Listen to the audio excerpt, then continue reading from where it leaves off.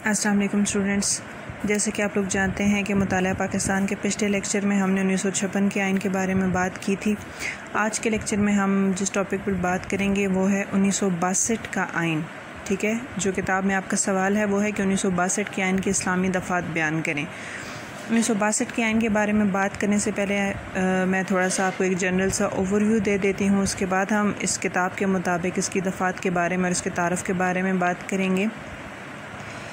پاکستان کا جو پہلا آئین تھا وہ 1956 میں نافذ ہوا اور وہ 2.5 سال تک نافذ العمل رہا۔ 1958 میں ملک میں پہلا مارشل لاء لگ گیا۔ مارشل لاء کیا ہوتا ہے جی؟ مارشل لاء ایسے قانون اور ضابطے کو کہتے ہیں جو کسی ملک یا علاقے کا نظم و نسق چلانے کے لیے فوج کی جانب سے نافذ العمل کیا گیا ہو۔ ملک میں سیاسی انتشار کے باعث جنرل ایوب خان نے 1956 کا آئین منسوخ کر کے 7 اکتوبر 1958 کو ملک میں مارشل لاء نافذ کیا۔ اس وقت ملک میں افراتفری کی صورتحال تھی۔ سکندر مرزا ملک کے پہلے صدر تھے۔ 27 اکتوبر کو ایوب خان نے سکندر مرزا کو ملک سے بے دخل کر دیا اور وہ صدر کے عہدے پر آ گئے۔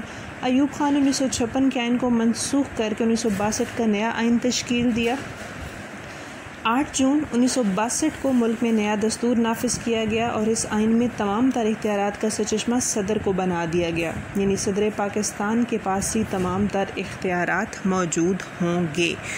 یہ ایک جنرل سا اوور ویو تھا جو میں نے آپ کو دیا۔ اب دیکھتے ہیں کہ 1962 کے آئین کے بارے میں آپ کے سلیبس میں کیا کہا جا رہا ہے۔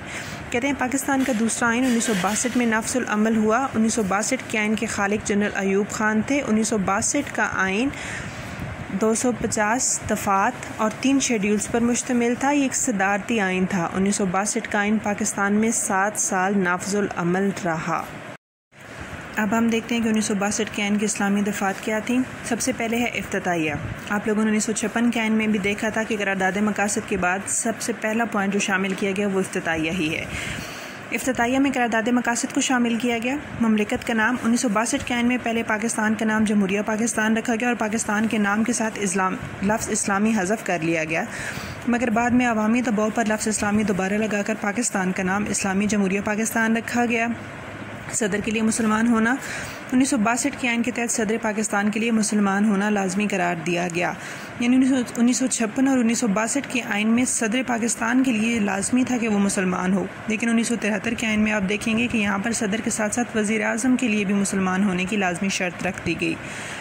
نیکسٹ اسلام کے مطابق قوانین 1962 کے آئین کے اسلامی دفعات میں یہ کہا گیا تھا کہ پاکستان میں کوئی ایسا قانون لاگو نہیں کیا جائے گا جو اسلامی تعلیمات کے منافی ہو، یعنی خلاف ہو، اور تمام موجودہ قوانین کو اسلامی تعلیمات کے مطابق ڈھالا جائے گا، یعنی جو پہلے والے قوانین ہیں ان کو اسلام کے مطابق ڈھالا جائے گا اور نئے جتنے قوانین بنائے جائیں گے وہ اسلامی تعلیمات کو مد نظر رکھتے ہوئے بنائے جائیں گے۔ قرآن اور اسلامیات کی تعلیم 1962 کے آئین کے اسلامی دفعات میں مسلمانوں کے لیے قرآن اور اسلامیات کی تعلیمات کو لازمی قرار دیا گیا۔ زکوٰۃ اور اوقاف کا نظام، اوقاف کے بارے میں پہلے بھی بتا چکی ہوں آپ کو 1956 کے آئین میں، یعنی وقف کرنا، یعنی کچھ لوگ اپنی جائیداد جو ہے وہ کسی ادارے کو وقف کر دیتے ہیں تو اس کا نظام سنبھالنے کے لیے محکمہ اوقاف ہے۔ محکمہ اوقاف ان تمام انتظامات کو دیکھتا ہے۔ 1962 کی اسلامی دفعات میں حکومت نے زکوٰۃ، اوقاف اور مساجد کی تنظیم کے لیے ادارے قائم کرنے کا اعلان کیا۔ برائیوں کا خاتمہ 1962 کی اسلامی دفعات میں حکومت نے پاکستان میں جوا، شراب اور عصمت فروشی وغیرہ کو ختم کرنے کے لیے اقدامات کرنے کا اعلان کیا۔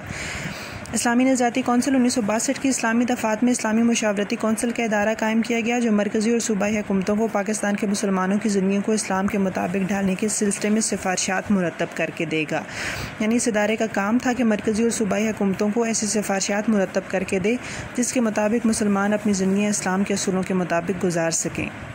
تحقیقات اسلامی 1962 کی اسلامی دفعات کے تحت حکومت نے ادارہ تحقیقات اسلامی قائم کیا جو اسلامی احکامات کے بارے میں حکومت کو اپنی رائے سے آگاہ کرے گا۔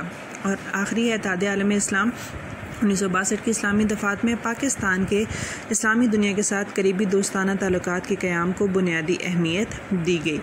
نیکسٹ کویشچن ہے جی 1973 کے آئین کے بارے میں۔ 1973 کے آئین کے اسلامی دفعات پر نوٹ لکھیں۔ 1973 کے آئین کے حوالے سے تھوڑا سا اس کے تعارف پر بات کر لیتے ہیں۔ 1973 کے آئین کے بارے میں جیسے کہ آپ لوگ جانتے ہیں کہ پاکستان دنیا کا پہلا ملک تھا جو کسی نظریے کی بنا پر وجود میں آیا تھا۔ وہ نظریہ کون سا تھا؟ وہ نظریہ تھا نظریہ اسلام اور 2 قومی نظریہ۔ لہٰذا پاکستان کے جتنی بھی آئین تھے ان میں اسلامی تعلیمات کی بات کی گئی ہے۔ صدر ایوب خان کے خلاف عوامی تحریک شروع ہوئی تو انہوں نے استعفیٰ دے کر اقتدار جنرل یحییٰ خان کے حوالے کر دیا، جنہوں نے 1962 کا آئین بھی توڑ دیا اور ملک میں ایک بار پھر مارشل لا نافذ کر دیا۔ 25 مارچ 1959 کو ایوب خان مستعفی ہو گئے اور جنرل یحییٰ خان نے مارشل لا لگا دیا اور وعدہ کیا کہ فوج کے کوئی سیاسی مقاصد نہیں ہوں گے، وہ غیر جانبدار انتخابات کروا کر ملک میں نظام حکومت قائم کرے گی۔ لہٰذا دسمبر 1970 میں عام انتخابات کروائے گئے، جو یقیناً آزادانہ بھی تھے اور غیر جانبدار بھی تھے، مگر اس کے نتائج بہت حیران کن تھے۔ ان نتائج میں پاکستان پیپلز پارٹی بھاری اکثریت سے جیت گئی۔ مشرقی پاکستان یعنی بنگلہ دیش میں شیخ مجیب الرحمان کی پارٹی جیت گئی۔ 20 دسمبر کو ذوالفقار علی بھٹو نے نیا آئین تشکیل دیا، یعنی 1973 کے آئین کی ہم بات کریں تو اس کے خالق ذوالفقار علی بھٹو تھے۔ 1973 کے آئین کے اسلامی دفعات، یعنی اس آئین کے خالق ذوالفقار علی بھٹو تھے۔ پاکستان کا 30 آئین 1973 میں وجود میں آیا۔ یہ 280 دفعات 12 حصوں اور 6 شیڈیولز پر مشتمل تھا۔ 1973 کا آئین پاکستان کی قوم کا پہلا متفقہ آئین ہے جو آج تک نافذ العمل چلا آ رہا ہے۔ اس آئین کی دفعات سب سے پہلے افتتاحیہ 1973 کے آئین کے افتتاحیہ میں قرارداد مقاصد کو شامل کیا گیا۔ مملکت کا نام 1973 کے آئین کے تحت پاکستان کا نام اسلامی جمہوریہ پاکستان رکھا گیا۔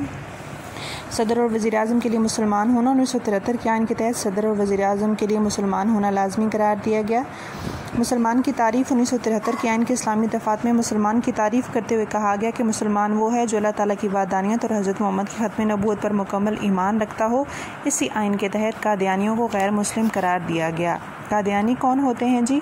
قادیانی کہتے ہیں کہ آخری نبی رسول صلی اللہ علیہ وآلہ وسلم نہیں بلکہ مرزا غلام احمد قادیانی ہیں، اور وہ کہتے ہیں کہ مختلف زبانوں میں وحی نازل ہوتی ہے، بنی اسرائیل کے انبیاء افضل تر ہیں۔ قادیانیوں کے مطابق جہاد کا حکم منسوخ کر دیا گیا ہے، اور وہ کہتے ہیں کہ قادیانی کی تعلیمات انسانوں کے لیے نجات کا ذریعہ ہیں، اور وہ انبیاء اور صحابہ کے بارے میں توہین آمیز جملے کہتے ہیں، قرآن کا خود سے گڑھ کر ترجمہ کرتے ہیں، اور وہ اس بات پر بھی ایمان رکھتے ہیں کہ انسان کو اپنے اعمال کے لیے جواب دہ نہیں ہونا بلکہ وہ سیدھا جنت میں جائے گا۔ یہ کچھ عقائد تھے جو قادیانیوں کے ہیں، جن کے بارے میں ابھی میں نے آپ کو بتایا۔ اس کے بعد سرکاری مذہب 1973 کے اسلامی دفعات میں پہلی مرتبہ اسلام کو پاکستان کا سرکاری مذہب قرار دیا گیا۔ اسلامی قوانین کا نفاذ 1973 کے اسلامی دفعات میں کہا گیا کہ پاکستان کے موجودہ قوانین کو اسلامی اصولوں کے مطابق ڈھالا جائے گا۔ ملک میں کوئی ایسا قانون نافذ نہیں کیا جائے گا جو اسلام سے متصادم ہو یعنی اسلام کی تعلیمات کے خلاف ہو یا الٹ ہو۔ اسلامی طرز حیات کو فروغ 1973 کی اسلامی دفعات میں پاکستان میں اسلامی طرز حیات کو فروغ دینے کا اعلان کیا گیا۔ حکومت پاکستان ایسے اقدامات کرے گی جن سے پاکستان کے مسلمانوں کو زندگیاں اسلامی اصولوں کے مطابق ڈھالنے میں مدد ملے۔ عربی زبان کی تعلیم 1973 کے آئین کے اسلامی دفعات میں عربی زبان کی تعلیم پر بہت زور دیا گیا۔ حکومت پاکستان نے کہا کہ عربی زبان سیکھنے کی حوصلہ افزائی کی جائے گی۔ سود کا خاتمہ 1973 کے آئین کے اسلامی دفعات میں ملکی معیشت کو سود کی لعنت سے پاک کرنے کا عہد کیا گیا۔ اسلامی اقدار کا نفاذ 1973 کے آئین کے اسلامی دفعات میں کہا گیا کہ پاکستان میں جمہوریت، آزادی، مساوات، رواداری اور معاشرتی انصاف کے اسلامی اصولوں پر مبنی نظام حکومت قائم کیا جائے گا۔ یہاں جن اسلامی اصولوں کی بات کی گئی ہے ان کے بارے میں ہم 1956 کے آئین میں تفصیل سے بات کر چکے ہیں۔ اسلامی نظریاتی کونسل 1973 کے آئین کے اسلامی دفعات کے تحت پاکستان میں اسلامی نظریاتی کونسل کا ادارہ قائم کیا گیا۔ اسلامی نظریاتی کونسل کا کام پاکستان کی قوانین کو اسلام کے مطابق ڈھالنا ہوگا۔ اسلامی نظریے کا تحفظ، یہ ایک نیا پوائنٹ ہے 1973 کے آئین میں کہ 1973 کے آئین کے اسلامی دفعات کے تحت صدر، وزیر اعظم اور پاکستان کے دیگر اعلیٰ عہدیداروں کے لیے اسلامی نظریے کے تحفظ کا حلف لازمی قرار دیا گیا، یعنی اقتدار میں آنے سے پہلے یہ حلف اٹھانا لازمی تھا۔ اسلامیات کی لازمی تعلیم 1973 کے آئین کے اسلامی دفعات کے تحت اسلامیات کو پاکستان کے تعلیمی اداروں میں لازمی مضمون قرار دیا گیا۔ اور لاسٹ اتحاد عالم اسلام 1973 کی اسلامی دفعات میں حکومت پاکستان نے اقرار کیا کہ حکومت پاکستان اسلامی اخوت اور بھائی چارے کی بنیاد پر مسلم ممالک کے ساتھ دوستانہ تعلقات استوار کرنے کی بھرپور کوشش کرے گی۔